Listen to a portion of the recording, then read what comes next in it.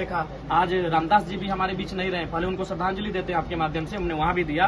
तो सदन कैसे चलेगा, नहीं चलेगा, अभी सदन अस्थायी रूप से मैंने कह नहीं पा रहे, तो इसलिए हम लोग प्रयास करेंगे कि अगर मौका मिले तो बात रखा जाएगा। उसके पैतृक आवास पर आप उनके परिवार से मिलने गए सर, वहाँ आसपास के लोगों से, और आपको क्या पता चला कि सूर्या हासदा किस टाइप के थे, या फिर वो हकीकत में? ठीक है, देखिए मैं एक बात स्पष्ट कहना चाहूँगा। सपोज मान के चले अगर असामाजिक गतिविधियों में थे, अगर असामाजिक तत्वों के साथ उनका नाता था, तो वो ध्यान देने वाली बात है, वो चुनाव लड़ते थे और उस चुनाव में 25,000, 30,000, 50,000, 60,000 वोट लेके आते थे। तो ऐसे शख्स को आप इनकाउंटर नहीं कर सकते, आप काल कोठरी भी बंद कर सकते थे, आप उनको न्यायालय के सामने प्रेजेंट कर सकते थे, न्यायालय उनको सजा देती, आप उनको 7 साल, 10 साल, 15 साल जो भी सजा होती।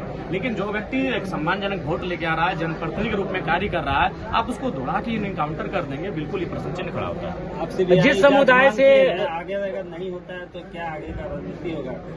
देखिए, इसके लिए हमें लगता है कि समस्त लोगों को, शोषित वंचित लोगों को हम लोग तो पहले प्रयास करेंगे, अगर नहीं होता है तो हमें पूरे राज्य में प्रदर्शन करने की आवश्यकता है और सभी को सामने आने की आवश्यकता है। क्या वो JLKM में आपके पार्टी से थे, इस वजह से बाकी नेता उस पर आवाज नहीं उठा रहे? क्या ऐसा नहीं है, आप भी जानते हैं कि अगर उनका टिकट नहीं कटता तो वो बीजेपी से ही चुनाव लड़ते।